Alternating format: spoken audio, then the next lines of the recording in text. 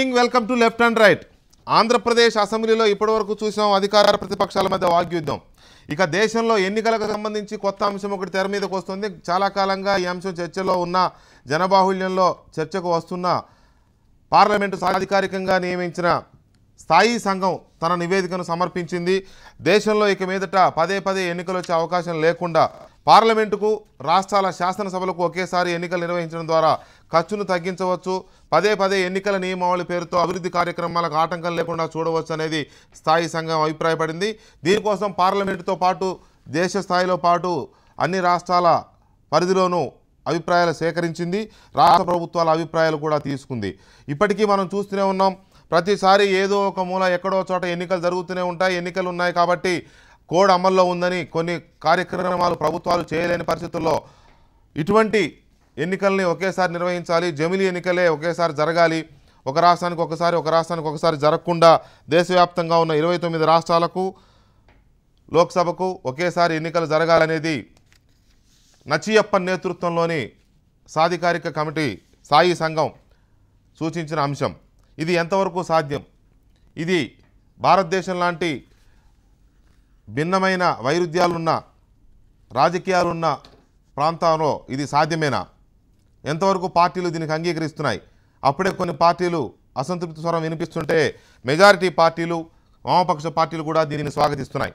అయితే ఇది ఎంతవరకు సాధ్యమనేది ఇవాళ మనం లెఫ్ట్ అండ్ రైట్లో చూడబోతున్నాం.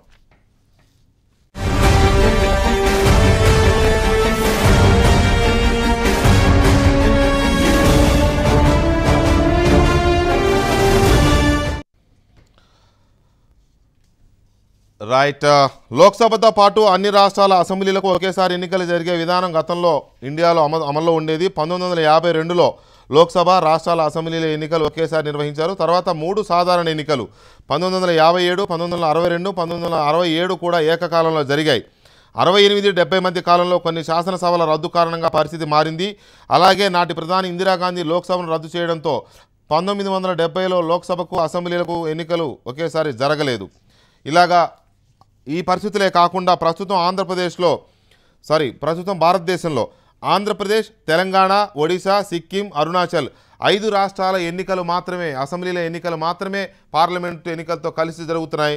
మిగతా రాష్ట్రాలన్నిటికీ కొద్దిగా ముందు, కొద్దిగా వెనక పార్లమెంట్ ఎన్నికలతో సంబంధం లేకుండా వేరువేరుగా జరుగుతున్నాయి. ఇప్పటికిప్పుడు ఎన్నికలను ఒకేసారి నిర్వహించాలంటే కొన్ని రాష్ట్రాల శాసనసభల కాలాన్ని తగ్గించాల్సి ఉంటుంది, కొన్ని రాష్ట్రాల శాసనసభల కాలాన్ని పొడిగించాల్సి ఉంటుంది. సో ఇది ఎంతవరకు సాధ్యం అనేది మనం చూద్దాం. ఒకసారి తెలుగుదేశం పార్టీ నుంచి ఆ పార్టీ నాయకులు దినకర్ గారు, భారతీయ జనతా పార్టీ అధికార ప్రతినిధి శ్రీధర్ రెడ్డి గారు అండ్ మల్లు రవి గారు సీనియర్ కాంగ్రెస్ పార్టీ నాయకులు, తెలకపల్లి రవి గారు ప్రముఖ జర్నలిస్ట్, రాజకీయ విశ్లేషకులు స్టూడియోలో ఉన్నారు. మరి కాసేపట్లో ఎన్నికల నిఘా వేదిక కన్వీనర్ రావు గారు కూడా మనతో జాయిన్ అవుతారు. తెలకపల్లి రవి గారు, స్థాయి సంఘం నివేదిక చాలామంది ఆహ్వానిస్తున్నారు, చాలా కాలంగా చర్చ జరుగుతుంది, ఇవాళ కొత్తగా వచ్చింది కాదు, కానీ ఒక కంక్లూజన్కి వచ్చినట్టుగా కనపడతా ఉంది. ఇది సాధ్యమా అనేది మనం మొదలు పెడితే, ఎంతవరకు మన దగ్గర ఉన్న రాజకీయ పరిస్థితులు, దాదాపు 2,500 పార్టీలు, 2,500 రాజకీయ పార్టీలు ఉన్న భారతదేశంలో ఇది సాధ్యమేనా అనేది ఒకసారి మనం ఆలోచిస్తే మీకేమనిపిస్తుంది? అంటే ఈ నివేదికతో పాటే అది కూడా ఆచరణకు సంబంధించిన చాలా సమస్యలు ఉన్నాయనేది వస్తుంది. ఒకటి, రాజ్యాంగంలో 324 నుంచి 326 వరకు కూడా ఎన్నికల సంఘానికి దీనికి సంబంధించిన అధికారాలు ఇస్తున్నారు. అధికారాలు ఇస్తున్నప్పుడు కూడా వాటి కాల పరిమితి ముగిసినప్పుడు లోక్సభకు, సంబంధిత శాసనసభలకు ఎన్నికలు జరగాలని రాజ్యాంగం నిర్దేశిస్తూ ఉంది. కాబట్టి ఇప్పుడు రాజ్యాంగాన్ని సవరిస్తే తప్ప ఈ పరిస్థితి కుదరకపోవచ్చు. అంటే మొత్తంగా జరపాలంటే ఏదైనా ఒక శాసనసభలు సర్దుబాటు చేసుకోవడం సమస్య కాదు. ఇక్కడ మీరు ఇందాక అన్నట్టుగా కొన్నిటి కాలపరిమితి ముగియకపోతే ముగించాలి, కొన్నిటి కాలపరిమితి ముగిస్తే పొడిగించాలి. పొడిగించడానికి కూడా రాజ్యాంగం ఒప్పుకోదు, ఎందుకంటే దాని 5 ఏళ్ల కాలపరిమితికి అవి ఎన్నికై ఉన్నాయి కాబట్టి. మరి రాజ్యాంగాన్ని సవరించడానికి ఇన్ని పార్టీలు కూడా ఏకాభిప్రాయంతో ముందుకు వస్తాయనేది ఒక పెద్ద ప్రశ్న. రెండవది, నా ఉద్దేశంలో భారతదేశం ఒక సమాఖ్య రాజ్యంగా ఉంది. అంటే రాష్ట్రాలు వాటి ప్రత్యేకతలు, వాటి ఎన్నికలు, వాటి ప్రభుత్వాలు ఇటీవల కాలంలో ప్రాంతీయ పార్టీలు కూడా బలంగా వచ్చిన ఈ పరిస్థితుల్లో ఆ ఉత్తపుణ్యానికి ఎవరైనా కానీ పదవి కాలాన్ని ముందుగా తగ్గించుకోవడానికి ఎవరు ఒప్పుకుంటారు అన్నది ఒక ముఖ్యమైన ప్రశ్న. మూడవది, రాజకీయ వ్యవస్థలో వచ్చిన సంక్లిష్టత కారణంగా మీరు లోక్సభను తీసుకుంటే కనుక 1989, 1996, 1999 ఇన్నిసార్లు ఇందిరాగాంధీ సరే ఒకసారి ఆమె కూడా జరిపారు. 1980 ఇన్నిసార్లు లోక్సభ అర్ధంతరంగా రద్దయిపోయి మధ్యంతర ఎన్నికలు వచ్చాయి. అంటే లోక్సభకు మధ్యంతర ఎన్నికలు వచ్చిన ప్రతిసారి ఆ శాసనసభను కూడా రద్దు చేయాలన్నట్టయితే అది కూడా దండగా మారి వ్యయమే అవుతుంది. ఎందుకంటే ఆ ప్రభుత్వం నడుస్తున్న ప్రభుత్వాన్ని మార్చాలి. ఇంకోటి 5 ఏళ్లకు ఎన్నికైన ఒక పార్టీ లేదా ఒక ప్రభుత్వం తన పదవీ కాలాన్ని ఎందుకు కాబట్టి రాజ్యాంగం మీద ఒక మౌలికమైన చర్చ జరిగితే తప్ప ఇది ఆచరణకు వచ్చేటటువంటి అవకాశం చాలా తక్కువ. జాతీయ పార్టీలు దీన్ని ఇష్టపడవచ్చు. ప్రాంతీయ పార్టీల వైఖరి మీకేమనిపిస్తుంది? ఇది ఆహ్వానించదగ్గ పరిణామమైన దేశంలో ఎందుకో కాంగ్రెస్ కూడా వ్యతిరేకించినట్టే కనపడుతుంది. అప్పుడే కొంత వాదనలు కూడా వినిపిస్తున్నాయి. బీజేపీ స్వాగతిస్తుంది కానీ కాంగ్రెస్ వ్యతిరేకిస్తుంది దీన్ని. వెంకటకృష్ణ గారు, ఈ ఎలక్షన్స్ పార్లమెంటుకి అసెంబ్లీకి ఒకేసారి జరగాలంటే మన దేశం లాంటి పెద్ద దేశంలో 29 రాష్ట్రాలు ఉన్నటువంటి దేశంలో ఈ ఎన్నికలు ఒకేసారి జరగాలని మనం రాజ్యాంగానికి కాన్స్టిట్యూషనల్ అమెండ్మెంట్ తెచ్చిన తర్వాత కూడా ఇబ్బంది అవుతుంది.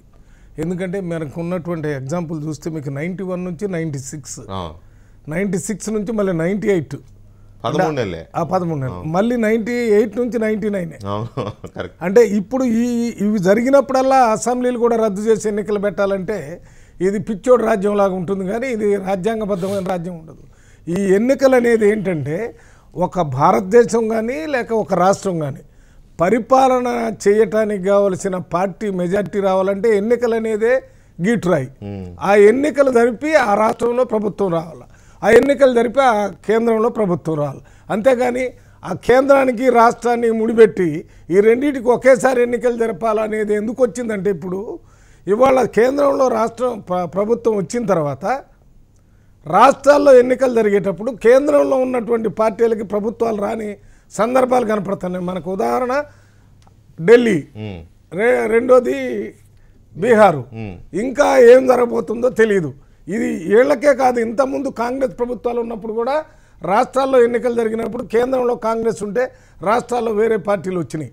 అసలు దీనికి ముఖ్యంగా చెప్పాల్సింది ఏంటంటే ఎన్నికలు అనేది ప్రజాస్వామ్యానికి ఆయువు పట్టు.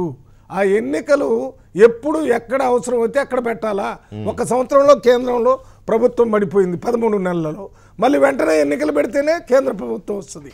అప్పుడు 5 సంవత్సరాలకు ఎన్నికైనటువంటి రాష్ట్రాలని రద్దు చేసి వీటితో ఎన్నికలు పెట్టడానికి అవకాశం లేదు. అట్లే మనం చాలా ఎక్కువగా కేంద్రంలోనే ప్రభుత్వాలు మారుతూ వచ్చినాయి. తర్వాత అంతకుముందు రాష్ట్రాలు కూడా వాళ్ళ ఎన్నికలను ముందుకు చేసుకోవటం లేకపోతే రద్దు కావటం అయినప్పుడు మళ్ళీ ఎన్నికలు పెట్టుకుంటేనే మళ్ళీ ప్రభుత్వాలు వస్తాయి. అటువంటి వ్యవస్థలో ఉన్నటువంటి మనం ఇది ఒకేసారి ఎన్నికలు జరగాలంటే కుదరదు. సేదరెడ్డి గారు, రాజకీయ చాలా అంశాల్లో భిన్నత్వం మనది భారతదేశం. ఈ పరిస్థితి తెలిసి కూడా బీజేపీ ఎలా స్వాగతిస్తుంది? అఫ్కోర్స్ ఈ ప్రపోజల్ చాలా కాలం క్రితమే అద్వానీ గారు కూడా చేశారు. చాలామంది ఎన్నికల అధికారులు కూడా దీని మీద ఇట్లా చేస్తే బాగుంటుంది అన్నారు. కానీ ప్రాక్టికల్గా చూస్తే ఇప్పుడు తెలకపల్లి గారు చెప్పిన మల్రావు గారు చెప్పిన ప్రాక్టికల్గా చూస్తే ఇట్స్ ఫ్యాక్ట్స్. అలాగే ఉంటుంది వ్యవహారం. ఎప్పుడు ఎవరికి రాజకీయాలు ఎలా మలుపు తిప్పాలో అర్థం కాని పరిస్థితి. ఎలా బీజేపీ దీన్ని స్వాగతిస్తుంది? సాధ్యం కాదు అని తెలుసు కూడా. అంటే బేసిక్గా ఇప్పుడు దీంట్లో ఉన్నటువంటి ఒక ఐడియా ఏంటంటే రాష్ట్రాలకును తర్వాత పార్లమెంట్కి ఒకటేసారి ఎన్నికలు జరిగితే ఒకటి డెవలప్మెంట్ పరంగా మనం ఒక సింగిల్ లైన్ ఆఫ్ థాట్లో పోవచ్చు, ఒకటి ఫీసిబిలిటీ ఆఫ్ ఎకనామిక్స్ అంటే బేసిక్గా మనకు ఆర్థికపరమైనటువంటి బర్డెన్స్ అనేది తగ్గే అవకాశం ఉంటుంది. మూడోది ఒక రాజకీయ వాతావరణం ఆధారంగా దేశంలో ఎన్నికలు జరిగినప్పుడు ఫలితాల విషయంలో కూడా కొంత సారూప్యత ఉండే అవకాశం ఉంటుంది. ఇప్పుడు మీరు చూస్తే మనం తెలంగాణనే ఈ 6 నెలల కాలంలో చూస్తే మనకు 2 ఎమ్మెల్సీ ఎలక్షన్స్ వచ్చాయి, గ్రాడ్యుయేట్ ఎమ్మెల్సీ ఎలక్షన్స్ వచ్చాయి. కోడ్ ఆఫ్ కండక్ట్ ఉండింది. ఆ తర్వాత అంతకుముందు మనం జడ్పీ ఎలక్షన్స్ జరిగినాయి, కోడ్ ఆఫ్ కండక్ట్ ఉండింది. మళ్ళీ ఎమ్మెల్సీ ఎలక్షన్స్ వచ్చినాయి, కోడ్ ఆఫ్ కండక్ట్ ఉండింది. ఆ తర్వాత మళ్ళీ మనం ఇప్పుడు వరంగల్ ఎంపీ ఎలక్షన్ వచ్చింది, ఆడ బై ఎలక్షన్ జరగడం మూలాన కోడ్ ఆఫ్ కండక్ట్ వచ్చింది. మళ్ళీ ఇప్పుడు ఎమ్మెల్సీ ఎలక్షన్స్ స్థానిక సంస్థలే జరుగుతూ ఉన్నాయి, మళ్ళీ కోడ్ ఆఫ్ కండక్ట్. రేపు పొద్దున జిహెచ్ఎంసీ ఎలక్షన్స్, మళ్ళీ కోడ్ ఆఫ్ కండక్ట్. ఆ తర్వాత ఇప్పుడు నారాయణఖేడ్ ఉన్న ఇంకోటి వస్తుంది కోడ్ ఆఫ్ కండక్ట్, మళ్ళీ వరంగల్ ఖమ్మం కార్పొరేషన్లకు ఎలక్షన్ జరిగితే కోడ్ ఆఫ్ కండక్ట్. ఈ రకంగా మనకు కోడ్ ఆఫ్ కండక్ట్ వచ్చినప్పుడల్లా మనం ఎంతవరకు మీడియా ప్రచార సాధనాలు అన్నీ కూడా మనం ఎంతవరకు ప్రభుత్వం నుంచి వచ్చేటువంటి ప్రకటనలు లేదా ప్రభుత్వం నుంచి వచ్చేటువంటి ఈ యొక్క హామీలు ఈ ఆగిపోతాయని మాత్రమే మనం చూస్తూ ఉన్నాం. ట్రాన్స్ఫర్లు ఆగిపోతాయి, ఇవి అయిపోతాయి, కానీ ఎంత మేరకు అభివృద్ధి కార్యక్రమాలు అయిపోతూ ఉన్నాయి. ఒక్క ప్రకటన రాగానే మీరు ఇచ్చేటటువంటి ఫర్దర్ ఇచ్చే జియోస్ కానివ్వండి, ఎక్స్టెన్షన్స్ కానివ్వండి, బదిలీలు కానివ్వండి, ఏమీ చేయలేరు. అంటే పాలనాపరమైనటువంటి మార్పులు చేయాలంటే మీరు ఆ ఎలక్షన్ కమిషన్ నోటీస్ లేకుండానో మరొక లేకుండానో కొన్ని మాత్రమే చేయగలుగుతారు, కొన్ని చేయలేరు. అంటే ఈ రకంగా రాష్ట్రాల వారీగా మనకు వచ్చినప్పుడల్లా ఈ అభివృద్ధి కుంటుపడేటువంటి మార్గం ఉంది కాబట్టి దీనికి ఒక కొత్త మార్గం కనిపెట్టాల్సిన అవసరం ఉంటుంది అని ఒక ఆలోచన విధానం. తర్వాత ఓవరాల్గా ఒకటేసారి అన్ని రాష్ట్రాలకు జరిగినప్పుడు మీరు అన్నట్టు సైజ్ ఆఫ్ ద కంట్రీస్ పెద్దది, పాపులేషన్ పెద్దగా ఉంది, కానీ మన ఎలక్షన్ కమిషన్ మనం చూసాం. మొన్న జరిగినటువంటి జనరల్ ఎలక్షన్, మన parliament election one of the biggest in the world, అన్ని ఫేసెస్లో అంత దూరం జరిగింది. కాబట్టి ఎలక్షన్ కమిషన్కి మనకు ఉన్నటువంటి పరిస్థితుల్లో మనం ఫేస్ వైజ్ చేసుకోవచ్చు. అయినా ఇప్పుడు ఇచ్చినటువంటి కమిటీ ఏం చెప్పింది, 2016 అంటే పార్లమెంట్ మధ్యలో ఒకసారి, తర్వాత ఎండింగ్లో ఒకసారి, ఆ డేట్ వచ్చిన వాళ్ళది ఒక 6 నెలల ముందు 6 నెలల తర్వాత ఉండే వాళ్ళు ఒకటేసారి క్లబ్ చేసి పెట్టవచ్చు అని చెప్పేసి ఒక ఫీజిబిలిటీ రిపోర్ట్ కూడా వాళ్ళు ఇచ్చారు. దీంట్లో ఎటువంటి రాజకీయపరమైన ఆలోచన లేదు, ఓన్లీ అభివృద్ధి పరంగా. ఇప్పుడు నేనే చెప్పాను కదా, తెలంగాణ ఎగ్జాంపుల్ మనం చెప్పాం. ఇప్పటి కేసీఆర్ గారి 2 సంవత్సరాల పాలనలో కనీసం 8 సార్లు మీరు కోడ్ ఆఫ్ కండక్ట్ పార్టిసిపేట్ చేయాల్సి వస్తే ఎంత మేరకు దానికి ఒక కాస్కేడింగ్ ఎఫెక్ట్ ఉంటుంది అన్నింటి మీద. దాన్ని దృష్టిలో పెట్టుకొని పరిపాలనపరమైన సౌలభ్యంగా చేయాలని చెప్తున్నాను తప్పితే దాంట్లో ప్రజాస్వామ్యం అపహాస్యం పాలవుతుందేమో ఇది ఈ రకంగా పోతే. ఒక్క నిమిషం, ఎమ్మెల్సీల గురించి క్లబ్ చేస్తున్నారు, లోకల్ బాడీస్ని క్లబ్ చేస్తున్నారు. Local bodies are different. మనం ఇప్పుడు హైదరాబాద్ ఎలక్షన్ ఏవైనా కూడా elections are very much essential for rule of చట్ట ప్రకారం డెమోక్రసీ. అనుకొని డబ్బులు ఎందుకు ఎక్కువ ఖర్చు పెట్టాలా, 5 సంవత్సరాలు 10 సంవత్సరాలు చేయొచ్చు, లేకపోతే 10 సంవత్సరాల దాకా ఎన్నికలు లేకుండా ఉంటే ఒకసారి ఎన్నికలు అయితే ఆ అభివృద్ధి జరిగిద్ది అని అంటే ఈ రాజ్యరిక వ్యవస్థకి మనం పునాదులు వేసినట్టు అవుతుంది. ప్రతి 5 సంవత్సరాలకు ఒకసారి ప్రజలకి మనం ఒక అవకాశాన్ని ఇవ్వాలి తప్ప. ఇది ఏ రకంగా సాధ్యం? ఇది మన దేశం లాంటి దేశంలో, ఇంత పెద్ద దేశంలో ఇన్ని రకరకాల రాజకీయ వైరుధ్యాలు, రాజకీయపరమైన సిద్ధాంతాలు, భిన్నాభిప్రాయాలు ఎలా సాధ్యమవుతుంది ఇది? ఇప్పుడు ఓవరాల్గా మనం చూసినప్పుడు కంబైన్డ్గా చేసిన, విడిగా చేసిన కొన్ని రాష్ట్రాల ఎన్నికలు, కేంద్రంలో జరిగేటటువంటి ప్రభుత్వానికి అవసరమైన ఎన్నికలకి సంబంధించి కొన్ని రాష్ట్రాల అంశాలు ప్రభావితం చేస్తే కొన్ని రాష్ట్రాల అంశాలు ప్రభావితం చేయకపోవచ్చు. ఆ అంశాన్ని పక్కన పెట్టినట్టయితే ఇప్పుడు ఏదైతే రాష్ట్రాలకి కేంద్రానికి కలిపి ఎన్నికలు జరపాలనే దానిలో మంచి చెడు 2 ఉన్నాయి.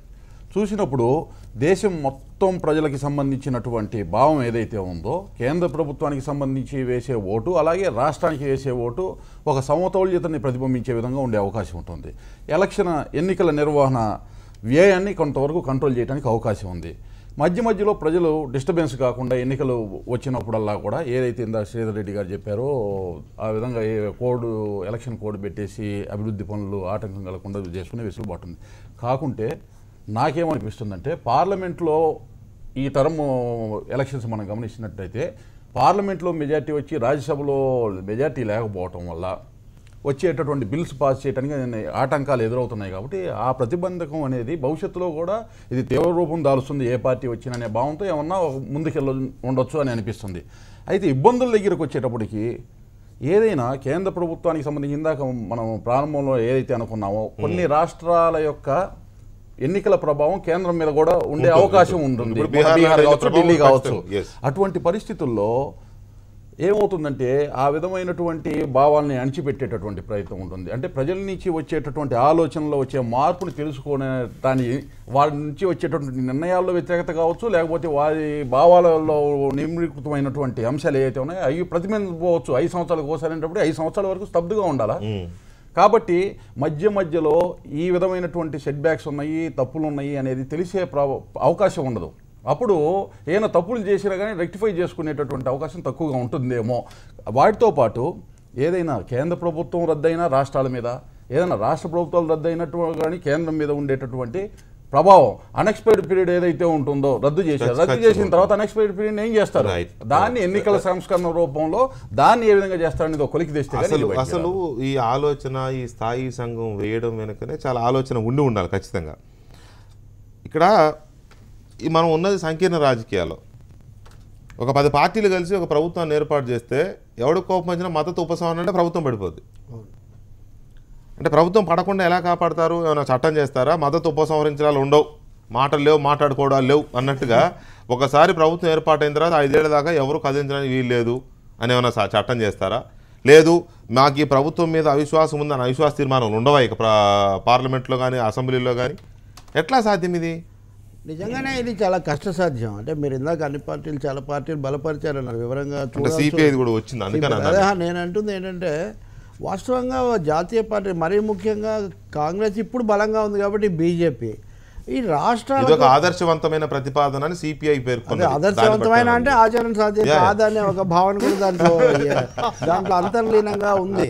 అంటే బాగానే ఉంటుంది కానీ ఆదర్శమే కానీ ఆచరణ సాధ్యం అయితే బాగుంటుంది, ఆచరణ సాధ్యం కాదన్నమాట ఇందులో చాలా ఉంది. ఇందులో కూడా 2 ద్వంతర్లుగా పెట్టాలన్నారు. అంటే ఇప్పుడు ఉదాహరణకు 2016 వెళ్ళిన ఒకసారి తర్వాత అంటే ఇప్పుడు కూడా పూర్తిగా అమలు జరగదని ఒక మాట ఏమని చెప్పాలంటే మనము భారతీయ జనతా పార్టీకి సంబంధించిన ఇతర విమర్శలన్నీ కాదు కానీ ఒక కేంద్రీకృత రాజ్యం ఉండాలి, వీలైతే పార్లమెంట్ కాకుండా అధ్యక్ష తరహా ఉంటే మంచిది అనే భావన కూడా భారతీయ జనతా పార్టీ 1-2 సార్లు వ్యక్తం చేస్తూ ఉంది. ఇప్పుడు మొన్న ఇటీవల దేశంలో జరిగిన పరిణామాలు కొన్ని మనం ఢిల్లీ, కేరళ ఇట్లాంటివి చూస్తుంటే కూడా కేంద్ర రాష్ట్రాల మధ్య సంబంధాలు ఒడిదుడుకులకు గురి కావడం ఇంకో రూపంలో జరుగుతుంది. కాంగ్రెస్ ఉన్నప్పుడు ప్రభుత్వాలను రద్దు చేస్తూ ఉండేది, లేకపోతే ఇట్లాంటి పనులు చేస్తుండేది. రామారావు ప్రభుత్వంతో చాలా వాటిని రద్దు చేశారు. ఇప్పుడు ఇంకో రూపంలో అంటే ఒక సానుకూల దిశలో ఒక దేశం అంతటిని కూడా ఒకటే యూనిట్గా చేస్తే బాగుంటుందని ఒక భావన కాంగ్రెస్ బీజేపీకి ఎక్కువగా ఉంది. ఎందుకంటే ఇప్పుడు ఆ పార్టీ బలంగా ఉంది కాబట్టి. కాంగ్రెస్ కూడా 2వ జాతీయ పార్టీ కాబట్టి దానికి కూడా అటువంటి ఆలోచన ఉంటే ఉండొచ్చు. ఇప్పుడు దానికి వచ్చిన సిఫార్సులు చూస్తే కూడా రకరకాలుగా ఉన్నాయి. చాలా మిత్రపక్షంగా ఉన్న అకాలీదళ్ళు ఒప్పుకోలేదు. అకాలీదళ్ళు, డిఎంకే, వామపక్షాలు, తర్వాత తెలుగుదేశం ఇవండి ఈ దేశంలో ఫెడరలిజం అనే దానికోసం గట్టిగా ఉండాలని చెప్పినవి. కుదరదు. ఇప్పుడు ఉదాహరణకు రాజీవ్ గాంధీ ఉన్నాడు. 1985లో ఇందిరాగాంధీ హత్యానంతరంలో ఆయన వెల్లువలాగా 400 సీట్లు గెలిచాడు. గెలిచాననే ఊపులో ఆయన కర్ణాటకలో ఎన్నికల మీద ప్రజలు రామకృష్ణ హెగ్డేకు తీర్పిచ్చారు. అలాగే జనతా ప్రభుత్వం పడిపోయి మళ్ళీ 80లో ఇందిరాగాంధీ వచ్చిన తర్వాత తమిళనాడులో చాలా బాగుంటుందని ఎన్నికలు పెడితే ఎంజి రామచంద్రన్ అక్కడ మళ్ళీ అధికారంలోకి వచ్చాడు. కాబట్టి వైవిధ్యభరితమైన భారతదేశంలో మీరు అన్నట్టుగా ప్రజల తీర్పులు భిన్నంగా రకరకాలుగా ఉండేటటువంటి ఒక అవకాశం ఉంది. దానికి అవకాశం ఉండాల్సిన అవసరం కూడా ఉంది. ఎందుకంటే సమాఖ్య రాజ్యాంగం అన్నప్పుడు రాష్ట్రాల మీద కేంద్రం వీటన్నిటి కలయికగా కేంద్రం ఉంది కానీ కేంద్రంలో విభాగాలుగా ఇవి లేవు. ఈ తేడా మనం గుర్తించడం చాలా అవసరం. రెండవది ఇప్పుడున్న ఈ విడిపోయిన రకరకాలుగా చాలా వరకు త్రిశంకు రాజకీయమే కదా. ఇప్పుడంటే మోడీ వచ్చింది కానీ ఎక్కువ భాగం ఎవరికి రావడం లేదు. వీళ్ళందరూ ఏకాభిప్రాయంతో రాజ్యాంగాన్ని సవరించడం కూడా అంత సులభంగా జరిగేటటువంటి వ్యవహారం కాదు. అంటే ఇది ఒక ఆకాంక్షను తెలియజేస్తుంది తప్ప ఆచరణకు వచ్చేటటువంటిది కాదు. అంతే తక్షణం రావాల్సిన అవసరం కూడా కనిపించదు. వారన్నట్టుగా కోడ్ ఆఫ్ కాండక్ట్ ఇది ఉండొచ్చు. అది కొత్తగా చేసే వాగ్దానాలకే కానీ పరిపాలన స్తంభింపజేయమని అభివృద్ధి చేయాలనుకుంటే 40 రోజులు ఇదంతా కాకుండా ఒకటి ముఖ్యమైన సమస్య ఉంది. ఎగువ సభలు శాశ్వతమైనవి, ఎప్పుడు రద్దు కావు. ఎగువ సభలకు ఎన్నికలు ఎప్పుడు మధ్యంతరంగా అవి వస్తూనే ఉంటాయి. స్థానిక దొంతర, రాష్ట్ర దొంతర, కేంద్ర దొంతర అనే 3 ఉన్నప్పుడు ఈ 3ంటికి కూడా జమిలిగానే జరుపుదామంటాం అనేది బహుశా అది ఎప్పటికి కూడా మన దేశంలో సాధ్యం కాదు. ఈసారి అంటే బీజేపీకి ఏదో ఆ నంబర్ ఆశించినంత వచ్చింది కానీ అది ఎవ్రీ టైం సాధ్యం కాదు. రాజీవ్ గాంధీ గారి తర్వాత మళ్ళీ ఇప్పుడే వచ్చింది. గడిచిన కాలమంతా సంకీర్ణ కాలమే చూసాం. ముందున్న కాలం కూడా సంకీర్ణ కాలమే కనపడుతూ ఉంటుంది మనకి ఒకసారి మనం ఆలోచిస్తే. కొంచెం సంకీర్ణమైన నంబర్ ఉంది. అఫ్కోర్స్ ఇది సంకీర్ణ ప్రభుత్వమైన ఫ్రెండ్లీ సర్కార్. వీళ్ళు ఎవరు అందరూ వెళ్ళిపోయినా మోడీ గారికి వచ్చిన ఇబ్బంది లేదు ఇప్పుడు. కానీ భవిష్యత్తు ఎప్పుడు అలా ఉంటుందని కూడా లేదు. సో ఈ పరిస్థితుల్లో అదే సపోజ్ ఒక రాష్ట్రం తీసుకుంటే రాష్ట్రాల్లో కూడా సంకీర్ణ ప్రభుత్వాలు వస్తున్నాయి. ఎక్కడైనా ఆ ప్రభుత్వం పడిపోయే పరిస్థితి వస్తే అంటే మళ్ళీ ఎలక్షన్ జరపకుండా పార్లమెంట్ ఎలక్షన్ వచ్చేంత వరకు రాష్ట్రపతి పాలన పెట్టాలా? అక్కడ ఎన్నికలు పెట్టరా? పాపులర్ గవర్నమెంట్ రాదా? ప్రజాప్రభుత్వం ఉండాల్సిన అవసరం లేదా? రావాలిగా. రాష్ట్రపతి పాలన పెట్టి పార్లమెంట్ ఎన్నికల దాకా ఆపుతూ కూర్చుంటామా? కూర్చోలేం కదా. ఇప్పుడు 100% వాస్తవం. ఇప్పుడు ప్రాక్టికల్గా ఇబ్బందులు అన్నమాట వాస్తవం. ఇప్పుడు ఇచ్చిన రిపోర్ట్లోనే, స్టాండింగ్ కమిటీ రిపోర్ట్లోనే ఉంది ఏంటంటే ఇదంత ఈజీ కాదు, డిఫికల్ట్ ప్రపోజిషనే అని చెప్పేసి ఫిజిబిలిటీలో 2 సార్లు చెప్పారు. Mid term of the Lok Sabha ఒకసారి, ఎండ్ ఆఫ్ ది లోక్సభ ఒకసారి. దాంట్లో 6 months అటు ఇటుగా ఉన్నదాన్ని ఒకటేసారి క్లబ్ చేసి చేయాలని చెప్పారు. దీంట్లో ఉన్నటువంటి ప్రధానమైన లక్ష్యం ఏముంది? ప్రధానమైన లక్ష్యము పదే నేను ఇంతకుముందు కూడా చెప్పాను మై ఫస్ట్ పాయింట్స్లో, పదే ఎన్నికలు జరగడం మూలాన మీరు అన్నారే ఆ 40 రోజుల్లోనే కుంటుపడిపోతుందా? 40 రోజుల్లోనే కాదు, ఆ కంటిన్యూటీ దెబ్బతింటుంది. It's not the question of half 40 ఒక డెసిషన్ ఒకసారి అది పోస్ట్ పోన్ అయిన తర్వాత అది మళ్ళీ వచ్చే వరకు ఏ విధంగా ఉంటుంది, దానికి ఉండే కాస్ట్ ఇంప్లికేషన్స్, అదర్ ఇంప్లికేషన్స్ ఏ విధంగా ఉంటాయనేది మనకు చరిత్ర చూస్తే చాలా తెలిసిపోతాయి. కాబట్టి నేనేమంటున్నా అంటే అందుకోసం అని చెప్పేసి ఈ ప్రయత్నం చేస్తూ ఉన్నారు. తర్వాత రవి గారు చెప్పారు అధ్యక్ష తరహా పాలన ఉండాలని చెప్పేసి ప్రయత్నం చేస్తూ కాంగ్రెస్ ఒకలాగా చేస్తే బీజేపీ ఒకలాగా. మొన్న దేశంలో ఎలక్షన్ జరిగినప్పుడు నరేంద్ర మోడీ గారు ఎన్నికప్పుడు ఆల్మోస్ట్ మంది పార్లమెంటరీ ప్రజాస్వామ్యమైనా జరిగిన ఎన్నిక ఆల్మోస్ట్ అధ్యక్ష తరహా ఎన్నిక జరిగింది. అంటే నరేంద్ర మోడీ గారిని ప్రధానమంత్రిగా చూడాలనే ఆలోచన విధానం అనుగుణంగా ఓటేశారు. అయితే మీరు అనుకోకుండా అక్కడ ఫలితం గురించి చెప్తున్నాను నేను. రాహుల్ గాంధీ అని అనుకున్నారు, నరేంద్ర మోడీ ఆల్మోస్ట్ కాంగ్రెస్ పార్టీ వ్యక్తి కేంద్రంగా మారే కాబట్టి మీకు అట్లా అనిపించుండదు. ఇందిరాగాంధీ ఉదాహరణకి ఇందిరాగాంధీ చూసే ఓట్లేసేవాళ్ళు ఆమె కదా హోల్ అండ్ సోల్ అన్నట్టు ఉండేది. నరేంద్ర మోడీ గారు ప్రధానమంత్రిగా ఉండాలనే ఆలోచన ప్రజల్లో ఉంది కాబట్టి మీరు అన్నట్టు రాజీవ్ గాంధీ గారి తర్వాత అంత మేరకు మనకు ఫలితాలు వచ్చాయి. కాబట్టి బేసిక్గా ఇక్కడ ఒక రాష్ట్రాల మీద ఇండైరెక్ట్గా పెత్తనం చెలాయించాలనో లేదా రాష్ట్రాలకు ఈ రకంగా అక్కడ శాసనసభలు రద్దయిపోతే వాటి మీద మళ్ళీ రాష్ట్రపతి పాలన రూపంలో మనం పెత్తనం చెలాయించాలను ఇటువంటి కుసంస్కారంతో కాకుండా కన్స్ట్రక్టివ్, అంటే ఇప్పుడు ప్రభుత్వాలు కూలిపోతాయని కదా మనం చేసేది, ఏ ప్లానింగ్ చేసినా కానీ అది బాగుపడుతుందనో సానుకూల ధోరణితో చేస్తాం కదా, అది కూలిపోతాయి మధ్యలో ఉపసంహరించుకుంటారు. ఈ రకంగా కాకుండా ఈ రకమైనటువంటి జమిలీ ఎన్నికలు చేస్తే దేశంలో ఉండేటటువంటి ఒక కొత్త తరహా వాతావరణం ఏ విధంగా ఉండబోతుంది, అభివృద్ధి పరంగా కానివ్వండి లేదా అభివృద్ధి దూరంగా ఉన్న కార్యక్రమాలు ఆపగలగడంలో కానివ్వండి, ఈ రెండే చూశారు తప్పితే దాంట్లో ఇండైరెక్ట్గా రాష్ట్రాల మీద పెత్తనం చెలాయించాలి, సమాఖ్య స్వరూపాన్ని దెబ్బతీయాలనే ఆలోచన మాత్రం బీజేపీకి లేదన్న విషయాన్ని గమనించాలి. అంటే ఒకటే కేంద్రీకృత రాజ్యం అధ్యక్ష తరహాన కేంద్రీకృత రాజ్యం ఒకటిగా ఉంటే భారతదేశం మొత్తం చిన్న రాష్ట్రాలు బలమైన అధ్యక్షుడు అనే ఒక భావన అంతర్లీనంగా దీంట్లో కనిపిస్తుంది. ఒకటండి, భారతదేశంలో ఈ ఫెడరల్ వ్యవస్థ ఉండటం వల్ల ఎక్కడ ప్రాంతానికి అక్కడ ఒక లోకల్ బాడీస్ పార్టీలు వచ్చినాయి, వాళ్ళ ద్వారా కూడా పోటీ తత్వం పెరిగింది, దానివల్ల అభివృద్ధిలో కూడా పోటీ పడేటటువంటి అవకాశం ఉంది. దీన్ని ఆపు చేయడానికి మేము ఒక్కళ్ళమే ఉంటాము మొత్తం భారతదేశంలో అనేటటువంటి తత్వం వస్తే ఈ దేశాలు మేము విడిపోతాం అనేటటువంటి తత్వం కూడా బయలుదేరేటటువంటి అవకాశం ఉంది. మీరు ఇట్లనే ఎన్నికలు మీరు పెట్టుకొని మీలాగనే మేమంతా మీరు చెప్పినట్టు నెల మాకు ఇప్పుడు ఎన్నికలు వచ్చినాయి, మా పార్లమెంట్ అయిపోయింది, అందువల్ల మీ అసెంబ్లీని కూడా రద్దు చేస్తాం, తమిళనాడులో కూడా ఎన్నికలు పెడతాం అనుకోను. వాళ్ళకి ఇంకా 2-3 సంవత్సరాలు ఉండగా వాళ్ళు ఏమంటారు, మంచిది మీరు పెట్టుకునేది మీరు పెట్టుకోండి, మేము పెట్టుకునేది మేము పెట్టుకున్నాం, మీరు చెప్పేది మేమను మేము చెప్పేది మేనొద్దు, మా పన్నులు మాకు మీ పన్నులు మీకు. ఇప్పుడు ఏవో అక్కడ పన్నులు మన దగ్గర వసూలు చేసినాయి అక్కడ పోతాయి, మళ్ళీ అక్కడ నుంచి ఇక్కడికి వస్తున్నాయి. అడుగుతున్నాం చూడు, ప్రతి రాష్ట్రం అక్కడికి మాకు పంపండి అంటే ఎక్కడి నుంచి వస్తున్నాయి, ఇక్కడ నుంచి పంపిన దాంట్లో మళ్ళీ ఇక్కడ పంపమనేది, దాంట్లో ఆ ఓటాలు వచ్చేదాన్ని మనం ఎప్పుడైతే దెబ్బతీస్తామో ఆ ఓటాలు పోతే వీళ్ళంతా నాకు అబ్సల్యూట్ పవర్ కావాలంటారు. అప్పుడు మీరు ఇప్పుడు ఏంటంటే కంపారిటివ్ టర్మ్ ఆ కేంద్రం మనకు ఉన్నటువంటి డిఫెన్స్ విషయంలో కానీ ఫైనాన్స్ విషయంలో కానీ మన దేశం పెద్దది అని ప్రపంచ దేశాల్లో కనపడేదానికి దేశానికి సంబంధించిన విలువ ఇస్తూ ఇక్కడ మా రాష్ట్రం మేము పరిపాలించుకుంటాము, మాకున్నటువంటి సమస్యలు మేము పరిష్కరించుకుంటామనే పరిస్థితి ఇవాళ భారతదేశంలో ఉంది. దీంట్లో ఏమాత్రం వేలు పెట్టినా ఈ ఫెడరల్ వ్యవస్థకి సమగ్రతకి ఈ దేశంలో ఉన్నటువంటి ఈ ప్రజాస్వామ్యానికే దెబ్బతినేటటువంటి పరిస్థితి ఉంది. అయితే ఎన్నికల దగ్గరగా 3 నెలల్లో 4 నెలల్లో లోపులోనే ఎన్నికలు పెట్టాల్సి వచ్చి ఉంటే ఒకవేళ అసెంబ్లీకి 4 పార్లమెంటుకి 4 నెలల్లో జరిగింది అన్నప్పుడు ఇక్కడ కూడా ఆ 4 నెలలు ఆపి దాంతో కలిపి పెట్టడం ఇప్పుడు 5 రాష్ట్రాల్లో కామన్గా నడుస్తున్నాయి.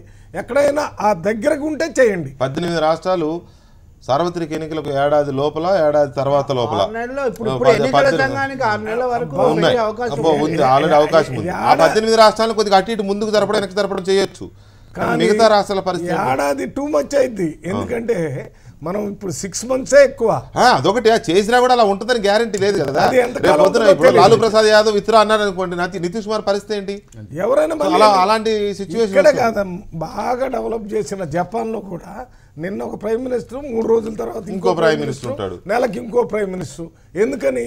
అది ప్రజాస్వామ్యంలో ఉన్నటువంటి వెసులుబాటు. అది దాంట్లో మంచి ఉంటుంది, చెడు కూడా ఉంటుంది.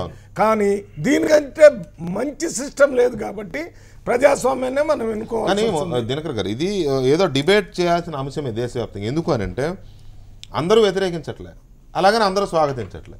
అంటే ఆలోచనల్లో ఎక్కడో కావాలని కొంతమందికి ఉంది, ఇది సాధ్యం కాదని కొంతమందికి ఉంది. ఇప్పుడు మనం చర్చిస్తున్నట్టుగా కొంతమందికి సాధ్యం కాదని ఉంది, మీరు అంటున్నట్టుగా సాధ్యమే చేయాలి అనే కోరిక కొంతమంది. ఉదాహరణకి కాంగ్రెస్, తృణమూల్ కాంగ్రెస్, ఎన్సీపీ నిర్ద్వందంగా తోసిపుచ్చేసాయి ఈ ప్రతిపాదనని. బీజేపీ, ఏఐడిఎంకే రేవంత్ గారు, అసోం గణ పరిషత్, ఈ 3 పార్టీలు నిర్ద్వందంగా స్వాగతించాయి. ఎట్టి పరిస్థితుల్లో ఇది ఇలా ఉంటేనే బాగుంటుందని వాళ్ళ అభిప్రాయం. మిగతా పార్టీలు ఏముందిలే, ఎలా వస్తే ఏముందిలే అన్నట్టుగా కొన్ని పార్టీలు ఉన్నాయి. ఎందుకు అంటే ఖచ్చితంగా దేశంలో భిన్నాభిప్రాయం ఉంది, దీని మీద చర్చ జరగాల్సిన అవసరం అయితే ఉంది. తప్పనిసరిగా ఉంది. ఇది కీలకమైన సమయం, ఎందుకంటే ఇది దేశ భవిష్యత్తుకి సంబంధించినటువంటి అంశం కాబట్టి చర్చలు లోతుగా జరగాలి.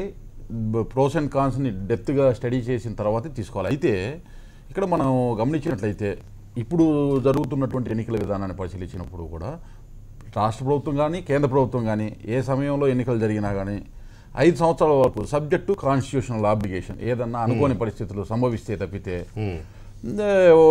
ఆల్రెడీ మధ్యలో ఉన్నటువంటి రాష్ట్ర ప్రభుత్వం కంటిన్యూ అవుతున్నప్పుడు సెంట్రల్ గవర్నమెంట్కి ఎన్నికలు జరిగినప్పటికీ కూడా ఆ ప్రభుత్వాలు ఈ ప్రభుత్వాలు కలిసే పనిచేసుకోగలుగుతున్నాయి. ఎక్కడ ఏమి డీవియేషన్ ఏమి రాలేదు ఇప్పటి వరకు కూడా. ఏది కాన్స్టిట్యూషనల్గా ఇబ్బందికరమైన పరిస్థితులు అయితే ఏమన్నా పరిగణించినాయి అనేది ఇప్పటి వరకు ఎటువంటి ఎవిడెన్స్ అయితే మటుకి లేదు. అంటే క్లియర్గానే సాఫీగానే నడుస్తుంది. ఏది వేరు వేరు సందర్భాల్లో ఎన్నికలు జరిగినప్పటికీ కూడా. కాకుంటే నాకు అనిపిస్తుంది ఏంటంటే ఈ ఎన్నికల్లో సంకీర్ణంగా ఎన్డీఏ మొత్తము ఒక కూటమిగా ఏర్పడి, యూపీఏ ఒక కూటమిగా ఏర్పడి ఎన్నికలకు వెళ్ళినప్పటికీ కూడా పార్లమెంట్లో అబ్సల్యూట్ మెజార్టీ వచ్చింది, కానీ రాజ్యసభలో కన్సిడర్ మనం చూస్తున్నాం. నా పాయింట్ ఏంటంటే ఆగిపోయి ఉన్నాయి. కాబట్టి భవిష్యత్తులో కూడా ఇటువంటి ఇబ్బందులే వస్తే దేశానికి ఏమైనా ఇబ్బంది పరిగణిస్తుంది ఈ బిల్లులు, ఇట్లాంటి బిల్లులు పాస్ అవటం అనే దానిలో ఆ ప్రాబ్లం ఏమన్నా యాంగిల్గా చూసి ఇది చేయాలని ఏమన్నా వీళ్ళు డెసిషన్ తీసుకున్నారా అనిపిస్తుంది. అయితే 2014 ఎన్నికలు ఉన్నటువంటి పరిస్థితి, అప్పుడు ఉన్నటువంటి పరిస్థితి సెట్రిక్గా జరిగినటువంటి పరిస్థితికి చాలా కారణాలు ఉన్నాయి. ముందు జరిగినటువంటి కారణాలు యూపీఏ వైఫల్యాలు కావచ్చు, ఒక నాయకుడు సమర్థవంతమైన నాయకుడు కరువు అయ్యాడు అనేటటువంటి ఇదిలో మోడీని నమ్మారు. దేశవ్యాప్తంగా కూడా గుజరాత్ని ఒక మోడల్గా చూపించినందువల్ల నమ్మారు. కాకుంటే ప్రతిసారి ఇదే విధమైనటువంటి ఫలితాలు ప్రతిబింబిస్తాయని మనం అనుకోవటానికి. ఎందుకంటే 25 సంవత్సరాల నుంచి మనం గమనిస్తే మొట్టమొదటిసారిగా ఈసారి మాత్రమే ఒక పార్టీకి అబ్సల్యూట్ మెజార్టీ వచ్చింది. కాబట్టి లాస్ట్ 25 సంవత్సరాల పరిస్థితి చూసినప్పుడు భవిష్యత్తు కూడా 2014లో వచ్చినట్టే వస్తుంది అనేటటువంటి ఇది ఉండదు. కాబట్టి సంకీర్ణంలో ప్రభుత్వాలు ఏర్పాటు చేసే దిశగా ప్రభుత్వాలు ఉన్నప్పుడు, పార్టీలు ఉన్నప్పుడు తప్పనిసరిగా భిన్నత్వంలో ఏకత్వంతో ఉన్నటువంటి ఈ దేశంలో ఆ విధమైనటువంటి భావజాలంతో ముందుకెళ్లే విధంగానే ఉండాలి. పార్లమెంట్ చేత నియమించబడిన ఈ స్థాయి సంఘం ఇచ్చిన నివేదిక ఇంకో మాట కూడా చెప్పింది, ప్రాంతీయ పార్టీలు రాష్ట్రాల మధ్య ఏకాభిప్రాయం కుదరాలి అని. సాధ్యమేనా? కుదురుతుందా? అది కుదరదని ఎట్లాగో. ఇప్పుడు ఎన్టీ రామారావు ఉన్నప్పుడు కేంద్రం మిథ్య అన్నాడు. అవును, ఇట్ ఇస్ ఎ మిత్ అన్నారు. ఇందిరాగాంధీని అడిగితే he knows better my mythology better than మీ అని ఇందిరాగాంధీ అప్పుడు చమత్కారం చేసింది. అంటే రామారావు గారు, జ్యోతి బాసు చాలా చాలా సమున్నతమైన ప్రతిపక్ష నాయకులు, అక్కడ ఫరూక్ అబ్దుల్లా కూడా ఉన్నాడు.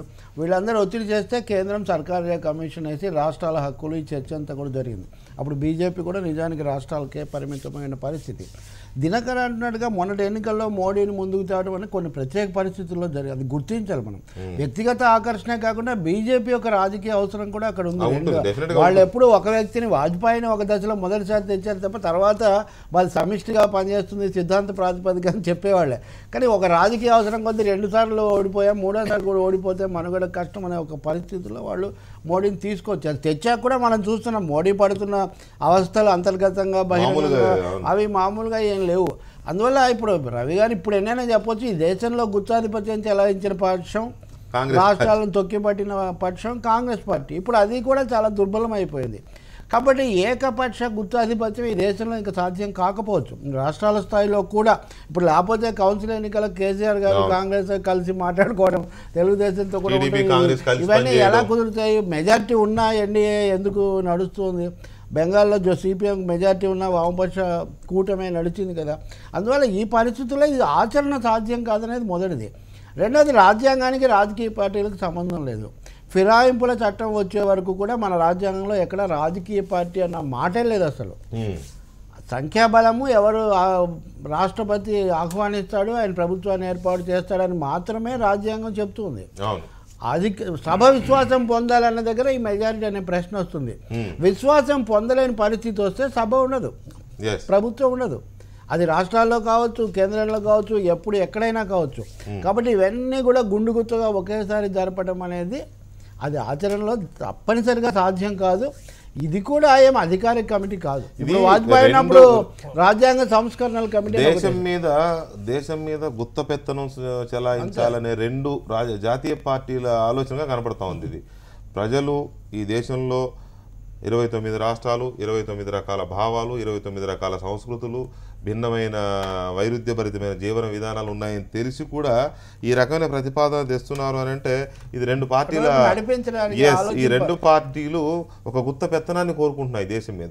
అందుకే ఇలాంటి ప్రతిపాదన తెస్తున్నారు అనేది ఒక అనుమానం అయితే కలుగుతుంది. శ్రీధర్ రెడ్డి గారు, కాంగ్రెస్ అండ్ బీజేపీ ముందు వారు చెప్పిన తర్వాత మీ దగ్గరకు వ్యతిరేకించిన కారణం కూడా చెప్తాను నేను. నీ కారణం నువ్వే వ్యతిరేకించారని చెప్తావు, మళ్ళీ రెండు పార్టీలు అని చెప్తారు. వ్యతిరేకించడం వెనక కూడా కారణాలు ఉంటాయి. చెప్పండి. బీజేపీ వ్యతిరేకిస్తే కాంగ్రెస్ స్వాగతించేది, అది కదా సమస్య. బీజేపీ వ్యతిరేకిస్తే కాంగ్రెస్ స్వాగతించేది తప్పు. అక్కడ జరుగుతుందని చెప్పాలి, మీరు అనుకోని చెప్తే కుదరదు. కాదండి, ఇప్పుడు కాంగ్రెస్ పార్టీ దీని మీద బీజేపీ మీరు మాట్లాడేదానికి ఒక స్టాండ్ ఉండాలి కదా. డెఫినెట్ గా. వాట్ ఈ stand? You red out something. ఏం చదివావు? ఇక్కడ కాంగ్రెస్ పార్టీ, తృణమూల్ కాంగ్రెస్, ఇంకేదో ఒకటి, వీళ్ళంతా ఎవరో వ్యతిరేకించారని చెప్పారు. కాంగ్రెస్ అయితే వ్యతిరేకించారని చెప్పారు కదా. మళ్ళీ అదే స్టాండ్ లో ఈ రెండు పార్టీలు మళ్ళీ ఎందుకు కోరుకుంటారు? ఈ దేశంలో రాష్ట్రాలను కూలదోసింది, రాష్ట్ర ప్రభుత్వాలను కూలదోసింది. మా మాట వినకపోతే చర్చ వేరు కాదండి. మాట్లాడేదానికి రవి గారు వెంకటకృష్ణ గారు మీరే మాట్లాడుతున్నారు. ఎందుకంటే ఇది మీరు పెట్టిన చర్చ. ఈ చర్చలో మీరు చదివి వినిపించారు. ఇవాళ దీనికి నేను అది మీరు చదివింది విని చెప్పలేదు, నేను ముందే చెప్పాను. పార్టీ నాయకుడు కదా, మీకు తెలియకుండా ఎలా ఉంటుంది? నాకేం తెలియదు. నేను ఆ రకంగా ఉండాలనుకున్నాను, ఉన్నదని మీరే ఎస్టాబ్లిష్ చేశారు, వాళ్ళు కూడా చెప్పారని. మళ్ళీ బయటకు వచ్చి ఈ రెండు పార్టీలు ఇదే అడుగుతున్నాయంటే ప్రజలకు మనం ఏం చెప్తున్నాం? రెండు పార్టీలు కూడా కేంద్రీకృత రవి గారు మాట్లాడేటప్పుడు కూడా ఇవాళ తీసుకోబోయేటటువంటి ఈ నిర్ణయానికి కాంగ్రెస్ పార్టీ జాతీయ పార్టీగా వ్యతిరేకిస్తుందని మీరే చెప్పారు. మళ్ళీ ఈ రెండు పార్టీలు దీన్ని పెడుతున్నారని మళ్ళీ చర్చ పెడతారు ఎందుకు? అయితే వాళ్ళు లేకపోతే మేము ఉండాలి, ఇంకెవరు ఉండకూడదు, ప్రాంతీయ పార్టీలు మనుగడ పెరిగిపోతుంది. సార్ ఒకటి ఏమవుతుందంటే, దయచేసి మేమేదైనా తప్పు చేస్తే దాన్ని చూపించండి, కానీ ఇప్పుడు జరిగిందని లేని తప్పులు క్రియేట్ చేయాలనే ఉద్దేశం మాకు కూడా లేదు. ఎందుకు చెప్తున్నారు? ఏం జరుగుతుందంటే ప్రాంతీయ పార్టీలు ప్రతి రాష్ట్రంలోనూ ప్రాంతీయ పార్టీలు బలపడుతున్నాయి, జాతీయ పార్టీలు ప్రాంతీయ పార్టీల స్థాయికి తొక్కిపోతున్నాయి. కాబట్టి ఇది ఉనికికి సంబంధించిన ప్రశ్న. ఇది అది వేరే చర్చ. ఉన్నారు కాబట్టి వ్యతిరేకిస్తున్నారు. అది కదా, ఇవాళ మీరు అధికారంలో ఉన్నప్పుడు ఈ నివేదిక వస్తే ఖచ్చితంగా మీరు స్వాగతిస్తారు. అసలు మేము వేయలేదు కదా, మేము అధికారంలో ఉన్నాం. మేము అధికారం ఇంకోటి కూడా ఇందిరాగాంధీ గారు కూడా ఇందిరాగాంధీ గారు కూడా అధ్యక్ష తరహా పరిపాలన కావాలన్నారు కదా, మాట్లాడారు. ఇందిరాగాంధీ ఉన్నప్పుడు మీరు ఏమున్నారో మాకు అనవసరం. ఇందిరాగాంధీ గారు అధ్యక్ష తరహా పరిపాలన ఇండియా జగమెరిగిన సత్యం. అది వాస్తవాన్ని చెప్పండి. ఎమర్జెన్సీ పెట్టారు. మేము ప్రభుత్వానికి వచ్చినప్పుడు 1980లో కూడా రాజ్యసభలో మాకు మెజారిటీ లేకపోవటం వల్ల చాలా బిల్లులు వెనక్కిపోయినాయి. ఇవన్నీ రాజ్యాంగం రాసినటువంటి పెద్దలే చెక్స్ అండ్ బ్యాలెన్సెస్ పెట్టాలని రాజ్యసభను పెట్టారు. ఒక్క ఫైనాన్స్ బిల్లు తప్ప తక్కినవన్నీ అక్కడ పాస్ కావాలని చెప్పారు. మరి ఫైనాన్స్ ఎందుకు పెట్టారు? అప్పుడే ఆలోచించారు. ఫైనాన్స్ ఆఫ్ చేస్తే మొత్తం వ్యవస్థ పరిపాలన కుంటుపడిపోద్దని దానికి ఇచ్చారు, దానికి అవకాశం ఇచ్చారు. మళ్ళీ పెట్టుబడిదారంటే కమ్యూనిస్టులు 2004 నుంచి ఇందాక ఇద్దరు కమ్యూనిస్ట్ పార్టీలు కాంగ్రెస్ పార్టీతోనే కలిసి ఉన్నారు. నేనేం చెప్తున్నానంటే భవిష్యత్తులో కూడా కలిసి ఉంటాం. మేమేం కలిసి ఉండడానికి వ్యతిరేకం కాదు కమ్యూనిస్ట్ పార్టీతోనే. కానీ మీరు చెప్పే మాటలు వాస్తవానికి దగ్గరకు ఉండాలి. ఒక పక్కనేమో ఒకటి చదువుతారు, ఇంకోటేమో ఇంకోటి చెప్తారు. రైట్. ప్రాంతీయ పార్టీలకు చెక్ పెట్టడానికే జాతీయ పార్టీలు ఇలా ఆలోచిస్తున్నాయా? అలాగే ఎన్నికల ఖర్చు తగ్గుతుందా నిజంగానే ఒకేసారి ఎన్నికలు పెడితే? తాజా ఎగ్జాంపుల్స్ ఏం చెప్తున్నాయి? చిన్న బ్రేక్ తర్వాత